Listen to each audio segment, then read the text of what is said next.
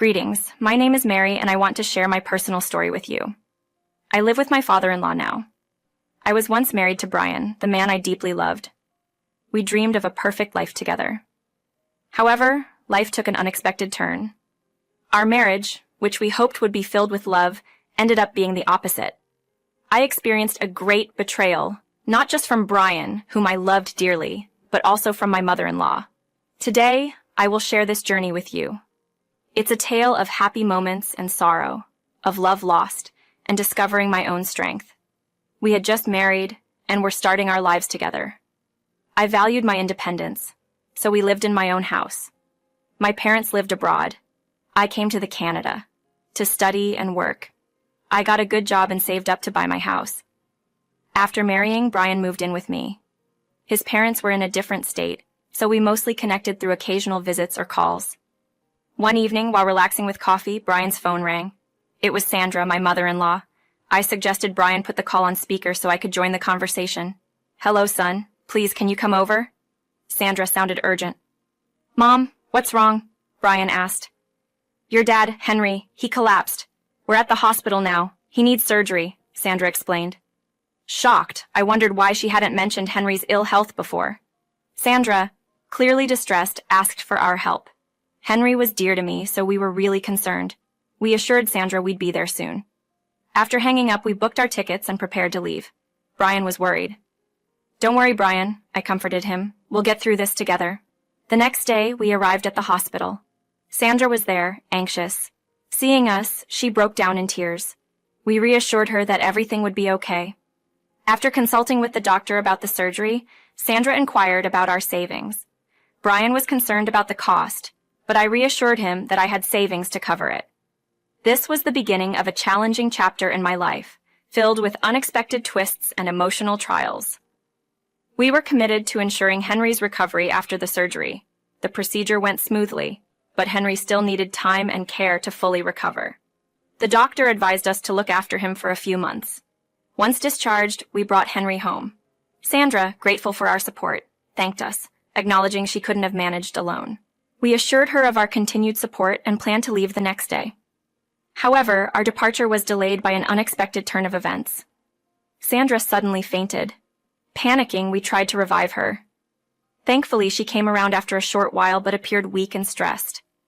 She expressed her doubts about managing Henry's care and her condition. Brian and I were concerned. We contemplated staying longer or hiring help, but the idea of entrusting Henry's care to a stranger didn't sit well with us. We were in a dilemma. My job allowed remote work, but Brian's didn't. I proposed staying behind to care for Henry until he was better. Sandra, not wanting to impose, initially resisted, but eventually agreed to Brian and I's plan. I would stay with Henry, and Sandra would return with Brian once she recovered. So Brian and Sandra left, and I stayed behind with Henry. He was like a father figure to me, and I was determined to see him recover. "I'm sorry you're stuck with me," Henry apologized. I assured him it wasn't a burden, and that his recovery was my priority. I devoted myself to Henry's care, following the doctor's advice meticulously. I massaged his legs nightly, ensured he had a balanced diet, and managed my work in between. Henry couldn't move his legs, so I paid extra attention to his physiotherapy needs. Despite missing Brian, I found solace in Henry's improving health. Our conversations filled the gap, keeping me connected with my husband during this challenging period. One day, as I was busy in the kitchen, Henry called out to me. Normally, he would sit quietly in his wheelchair, often engrossed in a book, so his urgent tone caught me off guard. I rushed to his room, worried. He needed help adjusting his wheelchair. "Of course, Henry," I said, moving to assist him. But I noticed something different in his expression, a certain sparkle in his eyes. "Something feels different today, Mary." "I want to try something," Henry said, his voice laced with determination. I watched, my heart pounding, as he gritted his teeth and focused on his legs. There was a faint but noticeable effort as he tried to move them. "Be careful, Henry," I cautioned, afraid he might overexert himself. To my amazement, Henry's legs trembled slightly and then lifted a bit off the ground. I was filled with a mix of hope and excitement. "Henry, you're moving your legs," I exclaimed. He continued to struggle, fueled by determination. With a significant effort, he tried to stand. Unfortunately, his legs couldn't support him, and he fell back into the wheelchair. "I tried, Mary," he said, a bit disheartened. I quickly reassured him. "You don't realize how incredible that was, Henry. You haven't been able to move your legs for so long, and today, you made progress. It's a huge step, and we'll keep working on it together. You're making me so happy." A small smile appeared on his face, and he thanked me for my support. From then on, our days were filled with dedicated physical therapy sessions. We both understood the road to recovery would be tough and long, but we were committed.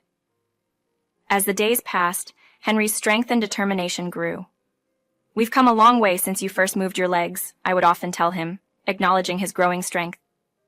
Henry's face would light up with a mix of determination and gratitude each time, showing his appreciation for the progress we were making together. "Without your dedication and encouragement, I couldn't have made it," Henry often told me. Over the 2 weeks, his progress was more and more evident. With my support, he began to stand for short periods using a walker. The once distant dream of walking again started to become a reality. "Remember when you first tried to stand? And now, look at you, standing strong with that walker," I would say to Henry. "Yes, Mary, and it's all thanks to you. You believed in me, even when I doubted myself. Your strength and determination are inspiring. I'm just thankful to be part of this journey with you," Henry would reply, expressing his gratitude. One afternoon during our routine exercises, something incredible happened. Tears of joy filled his eyes. I was astounded. "Henry, you just took a step. You're doing it," I exclaimed. Henry was equally amazed. "I can't believe it, Mary. I actually felt it." We shared a deeply emotional moment, celebrating this significant milestone. With time and continuous effort, Henry's progress was remarkable. Eventually, he managed a few unassisted steps. "This is it, Henry. You're walking on your own," I said, overjoyed. "Mary, I couldn't have done this without you." "You're my guardian angel," Henry replied, acknowledging my role in his recovery. As Henry grew more independent, our bond deepened. Our combined commitment and his determination highlighted how much love and support could impact recovery. We worked together, overcoming the challenges of his rehabilitation, one step at a time. With Henry now recovered, it was time for me to return home. I planned a surprise for Brian. "Henry, it's been an incredible journey. I'm proud of your progress. I have exciting news. I'm going back home now." "Brian doesn't know I'm coming, and I want to surprise him," I told Henry. "That's wonderful, Mary. You've been here through it all. It's time for you to be with your husband and be happy," Henry responded understandingly. "Thank you, Henry. I'll always cherish the time we spent together, and I'll miss you. But I'm also excited to be with Brian again," I said, feeling a mix of sadness and anticipation. On the day of my departure, Henry watched as I packed. "Mary, you've been like a daughter to me during this time. I'll miss having you here, but I'm happy for you and Brian," he said warmly. "Henry, you'll always have a special place in my heart," I replied, grateful for the bond we had developed. "I'll definitely visit you. Brian and Sandra will be thrilled to hear about your recovery," I promised Henry. Later that day, I arrived home to surprise Brian and Sandra. They were relaxing on the couch, sipping coffee, unaware of my return. "Surprise! I'm home," I announced.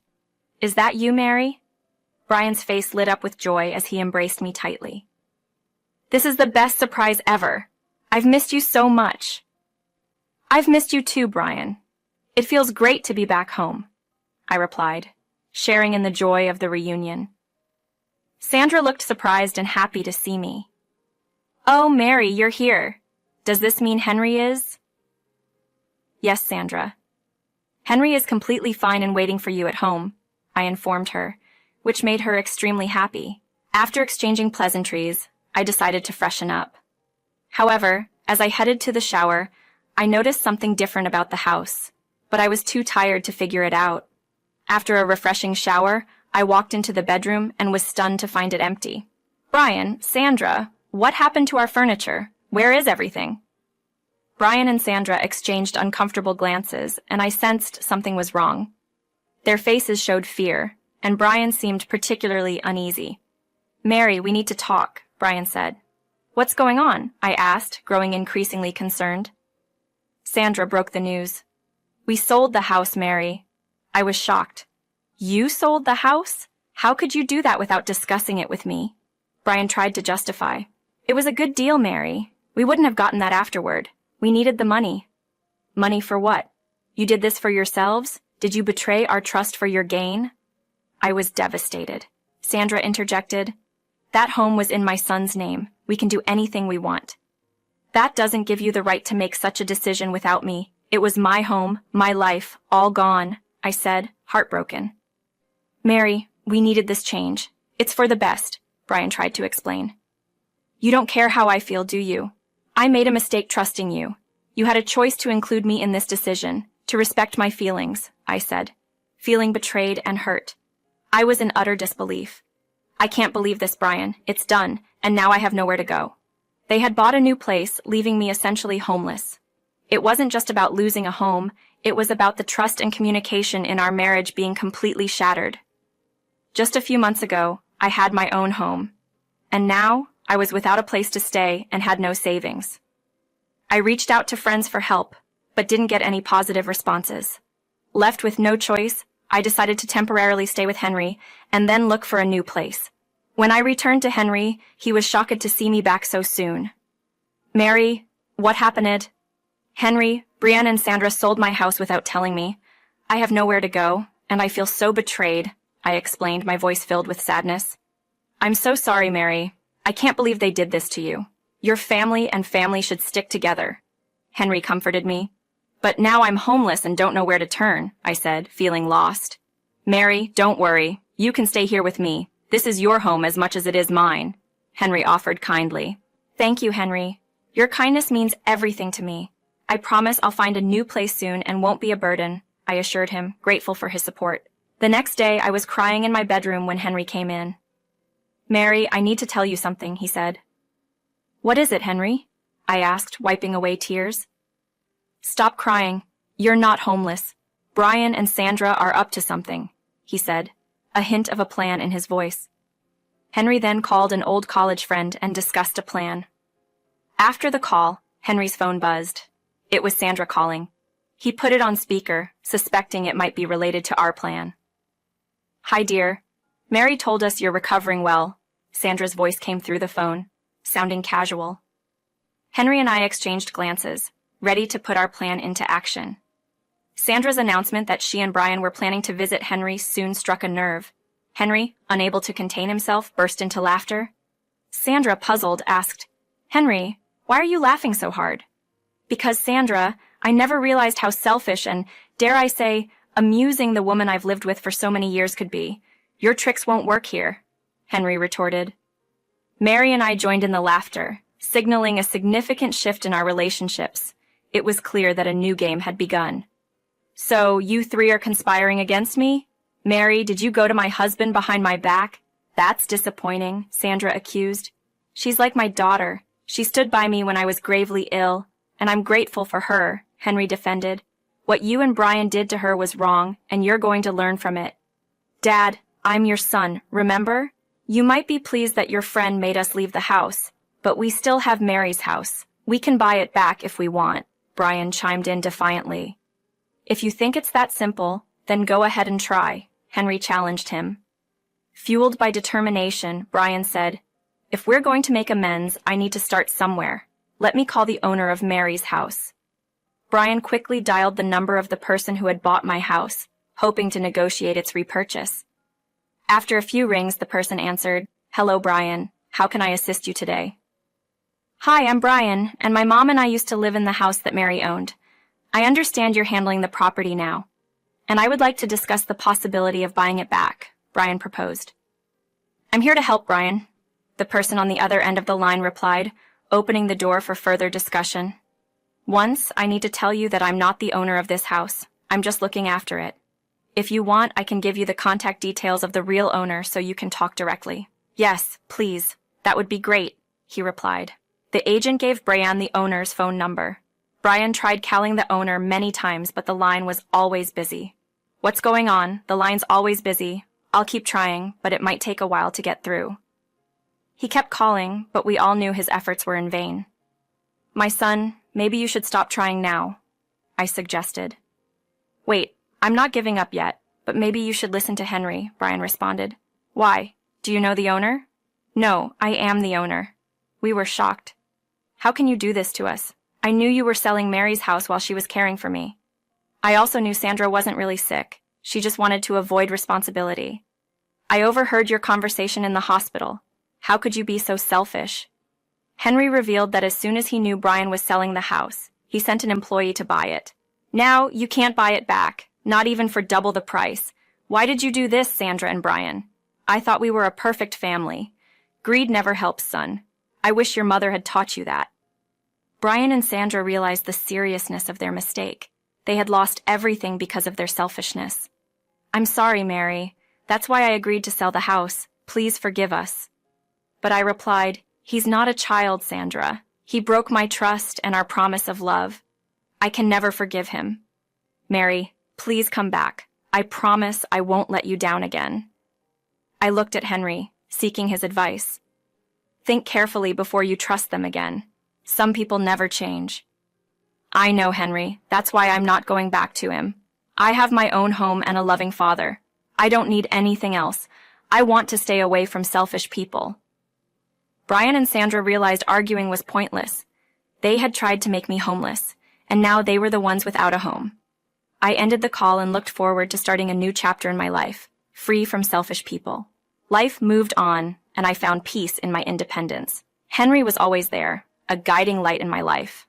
As for Brian and Sandra, they had to learn the hard way that selfish actions often lead to a lonely path. I often think back to those days, grateful for the lessons learned and the strength I found within myself. It was a tough journey, but it led me to a place of self-respect and contentment.